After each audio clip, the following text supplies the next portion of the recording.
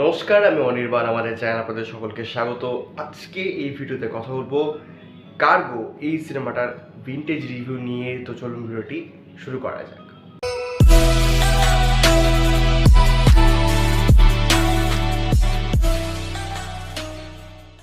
তো প্রথমেই সরি চেয়ে নিচ্ছি, আমার ভিডিও করতে আবার একটু দেরি হয়ে গেল, একটু কি প্রবলেম চলছে। তো যাই হোক, আমি সবার আগে একটা রিকোয়েস্ট করবো আপনাদের যে ভিডিওটা রিভিউটা ভালো লাগলে অবশ্যই লাইক করুন, কমেন্ট করুন, শেয়ার করুন আর সাবস্ক্রাইব করুন। একটা কথা বলে রাখি যে এটা আমি ভিডিওর এন্ডে বলি, হ্যাঁ, কিন্তু শুরুতে বলছি তার মেন যে কারণ, আজ থেকে প্রায় 3 সপ্তাহ আগে একটা আমি ভিডিও করেছিলাম তুই আমি সিনেমাটার বিহাইন্ড দ্য সিন। সেখানে আমি মেনশন করেছিলাম যে আমাদের 1046 সাবস্ক্রাইব হয়ে গেছে এবং সবাইকে আমি রিকোয়েস্ট করেছিলাম সাবস্ক্রাইব করার জন্য, বাট তাও কি জানি এখনও 1050 হয়নি। তো সেটার জন্য আর কি আরও বলা। আর আরও একটা কথা যে যেহেতু সময়টা আর কি গরমকাল, যদিও বেশ কয়েকদিনের ধরে বৃষ্টি ছিল, হ্যাঁ, আবহাওয়া ঠান্ডা ছিল, কিন্তু এখন যেহেতু গরম পড়ে গেছে, তো এই যে ফ্যান বন্ধ করে রেকর্ড করা, আপনারা অলরেডি হয়তো দেখছেন যে আমি ঘামছি দরদর করে। তো এই এফার্টটার জন্য যদি একটু লাইক, কমেন্ট, শেয়ার বা সাবস্ক্রাইব করতে পারেন তাহলে আমাদের খুব উপকার হয়। তো যাই হোক, মেন ভিডিওতে আসি। কার্গো এই সিনেমাটা 2019-এর একটা ছবি এবং এই সিনেমাটা আমি দেখলাম রিসেন্টলি, নেটফ্লিক্সে রয়েছে, প্রায় 2 ঘন্টার ডিউরেশন ছবি। মুখ্য চরিত্রে রয়েছেন বিক্রান্ত মেসি এবং শ্বেতা ত্রিপাঠী, আর সিনেমার ডিরেক্টর হচ্ছেন আরতি কারাম। তো এই সিনেমাটা যদি আমি এক লাইনে রিভিউ করি না, তো এই সিনেমাটা হয়তো একটা কাল্ট ক্লাসিক সিনেমা হয়ে যেতে পারতো। ক্লাসিক বলবো না, কাল্ট ছবি হয়ে যেতে পারতো। এবং যতবার বলিউডে সায়েন্স ফিকশন সিনেমা তৈরি পরবর্তীতে হবে বা হতে পারে, ততবার এই সিনেমাটার নাম কিন্তু মেনশন হতো, ঠিক আছে, যদি না এই সিনেমাটার কিছু প্রবলেম থাকতো।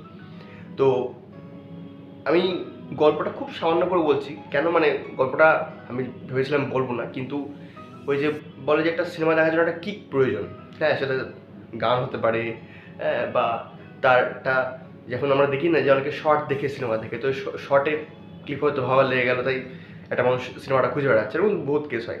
তো ওই যে কিকটা, ওই কিকটা আপনারা পাবেন না যদি আমি শুধু ভালো মন্দ বলে যাই, একটু জানা দরকার। তো এখানে যে কনসেপ্টটা, এখানে যে গল্পটা দেখানো হচ্ছে 2027-এর টাইম লাইন, ইয়েস, পরের বছরটা, এবং দেখানো হচ্ছে যে অসুর বা রাক্ষস, এলিয়েন নয় কিন্তু, অসুর বা রাক্ষস, তাদের সাথে মানুষের একটা শান্তির চুক্তি হয়েছে।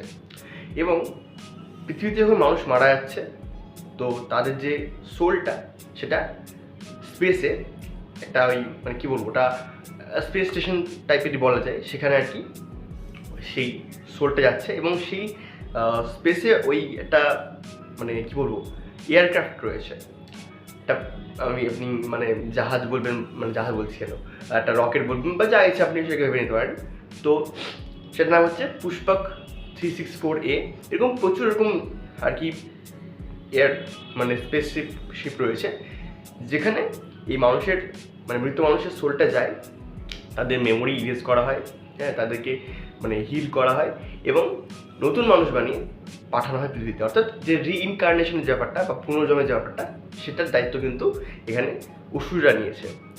তো এইটা হচ্ছে কনসেপ্ট। এবং আমি যখন সিনেমাটা দেখতে বসি, তো ফার্স্ট আমি কনফিউজ ছিলাম যে এটা কী কনসেপ্ট হতে পারে। তবে আস্তে আস্তে আমি বুঝলাম, তখন আমার মাথা খারাপ হয়ে গেছিলো এবং আমি এক্সপেক্ট করছিলাম যে এটা হয়তো বিশাল কিছু একটা সিনেমা হতে চলেছে, হ্যাঁ, যেটা দেখে আমি পাগলা হয়ে যাবো এবং লোককে আমি গাল দেবো যে আপনারা কেন এই সিনেমাটা দেখেননি। কিন্তু ওই কিছু নেগেটিভ দিক রয়েছে যার জন্য সিনেমাটা সেই রকম হয় না। এবার কিছু ভালো দিক এবং মন্দ দিক নিয়ে আলোচনা করি। প্রথম যে ভালো দিক, সেটা হচ্ছে যে এই যে কনসেপ্টটা তো বললামই, হ্যাঁ, ওই যে একটা ইউনিকনেস ব্যাপার রেখেছে। এবং এখানে দুটো জিনিস আমি বলি, যে এই যে পুষ্পক রয়েছে, তো এই পুষ্পক হচ্ছে রাবণের আর কি যে রথটা ছিল, যেটা ওই উঠতে পারতো, তো সেই পুষ্পক হচ্ছে এইটা, ওটার নামে রাখা হয়েছে। এবং এখানে যে লিড ক্যারেক্টার, বিক্রান্ত মেসি এটা প্লে করছে, প্রহস্তা। তো সেই প্রহস্তা এটাও আর কি পুরাণেরই একটা নাম। এবং ওই রাবণের যে আর কি সেনা ছিল যুদ্ধের সময়, তার আর কি সেনাপতি ছিল প্রহাস্তা। তো এই যে ইউনিকনেস ব্যাপারটার মধ্যে, এটা কিন্তু আপনার ভালো লাগবে। দ্বিতীয় যে পজিটিভ দিক সেটা হচ্ছে এখানে কোনো গান নেই, মানে বলিউডের ছবি গান নেই, হ্যাঁ, এবং একটা সিরিয়াসনেস রয়েছে গোটা ব্যাপারটার মধ্যে, আপনার কিন্তু সেটা ভালো লাগবে।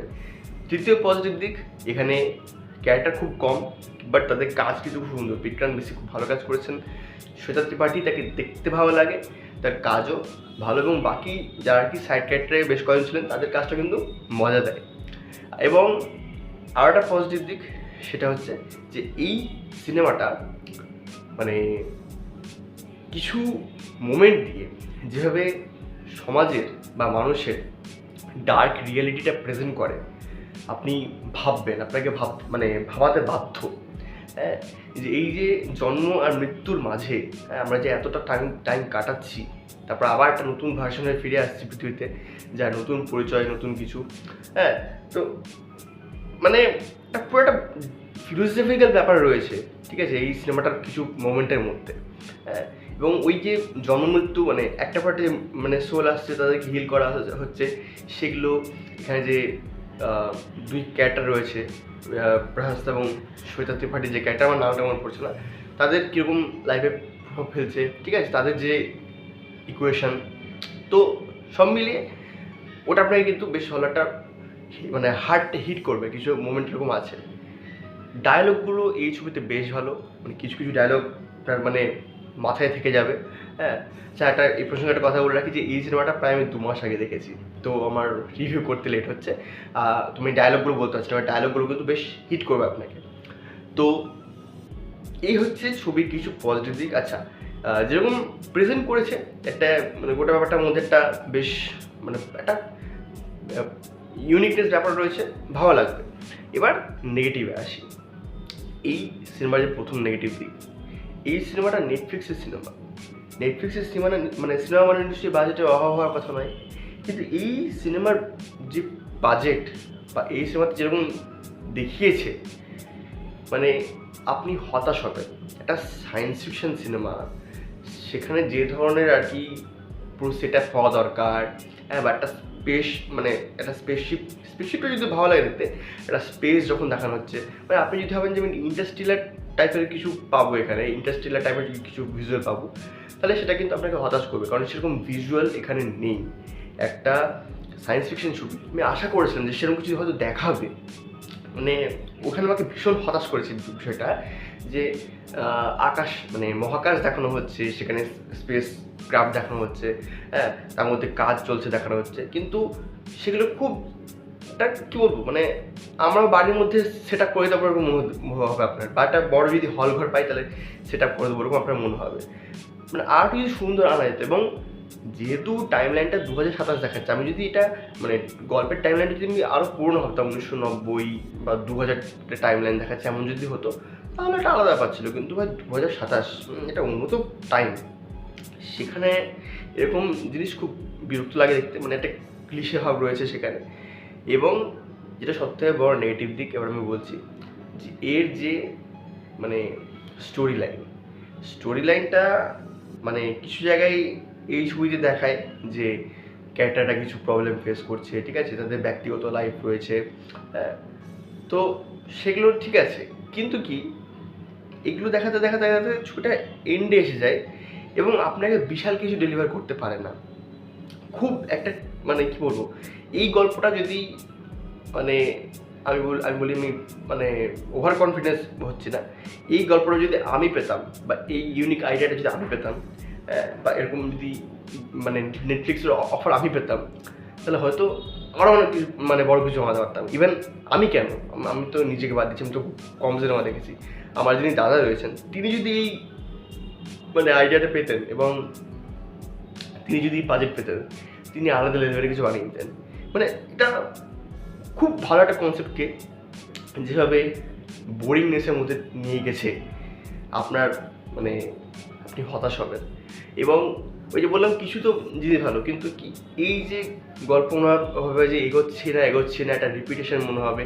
হ্যাঁ, সেখানে অবশ্য যেহেতু পারফরমেন্স ভালো, ডায়লগ ভালো, হ্যাঁ, ওই জন্য ওই সিনগুলো উঠতে যাচ্ছে, কিন্তু আলটিমেটলি আপনার মনে হবে যে আপনাকে কিছু ডেলিভারি করলো না সিনেমাটা। তো সেই থেকে ভীষণ একটু হতাশাজনক। গল্পের মানে এন্ডিংও এমন কিছু নয়, হ্যাঁ, স্টোরি লাইন মানে যেরকম কনসেপ্টে শুরু হয় সেখান থেকে কিন্তু উন্নত কিছু করতে পারে না। অনেক কিছু একটা আশা দেখাবে স্টোরি লাইনটা, বাট হতাশ করবে, সেই জন্য আপনার বিরক্তি লাগবে। এবং এখানে যে অসুরদের দেখানো হয়েছে, মানে দুজনকেই দেখানো হয়েছে, 2 থেকে 3-4 জন, মানে যে কটা ক্যারেক্টার দেখানো হয়েছে তারা অসুর, আর যারা আর কি পৃথিবী থেকে সোল হয়ে আসছে তারা তো মানুষই। তো অসুরগুলো দেখতে মানুষের মতো, হ্যাঁ, মানে প্রথমত আপনার মনে হয়েছে মানুষই হয়তো এরা, তারপর রিয়েলাইজ করে যে না এটা তো অসুর। তো তারা ভাই দেখতে মানুষের মতো, এক তো এটা কনফিউজিং, হ্যাঁ, মানে আর একটু ডিটেলিং তো দেওয়া যেতে পারতো। 2 নম্বর, ওষুধের যে মানে ওষুধ কেন বলছি, অসুরের যে ক্ষমতা দেখানো হয়েছে, ওই বিক্রম মেসির ক্যারেক্টারটা যেরকম করে, সে যে কোনো জিনিসকে হাওয়াতে উড়াতে পারে। এটা কি ম্যাজিক নাকি এটা এলিয়েন? ওষুধদের এরকম ক্ষমতা, মানে আমার এটা মানে বোকা বোকা লেগেছিল, হ্যাঁ। কিন্তু কিছু জায়গায় দেখা যায় হ্যাঁ ওষুধদের মধ্যে একটা বেশ হিউম্যানিটি টাইপের ব্যাপার রয়েছে, যেটা মানুষের মধ্যে নেই এমন দেখায়। তো ওই জিনিসগুলো ভালো লাগে, কিন্তু মানে শেষ পর্যন্ত এই সিনেমাটা কিন্তু আমাকে বেশি কিছু ডেলিভার করে না। তাই জন্য আমি সিনেমাটা মানে মন থেকে নাচেও লেটার বক্স দিতে 2.5 রেটিং দিয়েছি। আচ্ছা, আপনারা যারা লেটার বক্স ইউজ করেন, আমি ডিসক্রিপশানে লিঙ্ক দিয়ে দেবো, আপনার চাইলে কিন্তু ফলো করতে পারেন। যদি দেখবেন যে খুব কম সিনেমায় দেখেছি, তো আমার দাদারও লেটার বক্সটি আছে, সেখানে আর কি দাদা পুরোনো ছবি আপডেট করে, আপনারা পেয়ে যেতে পারেন লিঙ্ক। যদি মানে তারা আমাকে প্রোভাইড করে তাহলে আমি দিয়ে দেবো। তো যাই হোক, আলটিমেটলি এই সিনেমাটা একটা ভালো কনসেপ্ট নিয়ে জাস্ট ডুবানো ছবি, এবং বাজেটটা এত টাইট করে দিয়েছে না, মানে সায়েন্স ফিকশন সে ব্যাপারটা ফুটে ওঠা ভালো হবে। তো ওভারঅল এটা একটা মানে ডিসেন্ট ছবি। এই যে কনসেপ্টের জন্য আপনার ভালো লাগবে দেখতে, আর কিছু ওই যে বললাম মোমেন্ট আছে সেগুলো ভালো লাগবে। তাছাড়া এই সিনেমাটা বিশাল কিছু প্রোভাইড করবে না, হ্যাঁ, মানে একটা ওই বললাম কাল্ট টাইপের হতে পারেনি একটুর জন্য, মানে আর একটু মানে ভালো কিছু করলে হয়তো এটা কাল্ট ছবি হয়ে যেতে পারতো, হ্যাঁ। তো এই ছিল আজকে ভিডিওটি ভালো লাগলে লাইক করুন, কমেন্ট করুন, শেয়ার করুন, আমাদের চ্যানেলটি অবশ্যই সাবস্ক্রাইব করুন। ধন্যবাদ।